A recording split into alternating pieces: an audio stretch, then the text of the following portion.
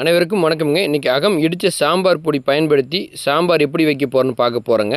சாம்பாருக்கு பார்த்தீங்கன்னா 1 டம்ளர் பருப்பு எடுத்துக்கிட்டு அது கூட தண்ணி ஊற்றி வேக வச்சுட்டு காய்கறிலாம் எடுத்துகிட்டு அகம் மரச்சிக்கு கடலை எண்ணெய் பயன்படுத்திட்டு அதுக்கப்புறம் வெங்காயம் தக்காளியில் வணங்கினதுக்கப்புறம் காய்கறி போட்டுட்டு நம்ம அகம் இடித்த சாம்பார் பொடி பார்த்தீங்கன்னா ஸ்டாண்டப் பவுச்சில் தான் இருக்குது. அந்த பவுச் அப்படியே கட் பண்ணி நீங்கள் ஈஸியாக எடுத்துக்கலாம். அதில் 3 ஸ்பூன் சாம்பார் பொடி போடணுங்க. 3 ஸ்பூன் போட்டிங்கனாவே கரெக்டாக இருக்குது. நம்ம சாம்பார் பொடி கூட எதுவுமே ஆட் பண்ண தேவையில்லைங்க.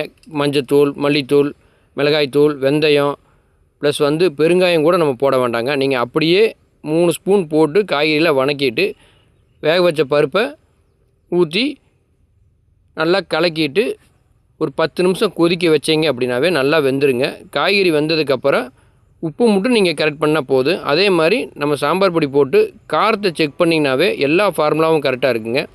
மற்ற சாம்பார் பொடிக்கு நம்ம சாம்பார் பொடிக்கு என்ன வித்தியாசம்னா நம்ம இடித்து செய்கிறதுனால அதோட உயிர்ச்சத்துக்கள் அப்படியே இருக்குங்க. அதனால் சாம்பாருக்கு உண்டான டேஸ்ட்டு அந்த காலத்தில் எப்படி பாரம்பரிய முறைப்படி பாட்டியெல்லாம் சமைப்பாங்களோ அதே டேஸ்ட்டு வந்துடுங்க. இந்த சாம்பார் பொடி பயன்படுத்தினா யார் வேணாலும் ஈவன் பேச்சுலரும் கூட ஒரே டேஸ்ட்டு ஒரே மாதிரி வருங்க. நீங்கள் இந்த ஃபார்முலா மட்டும் பயன்படுத்தி சாம்பார் வச்சா போதுங்க. நன்றி, வணக்கங்க.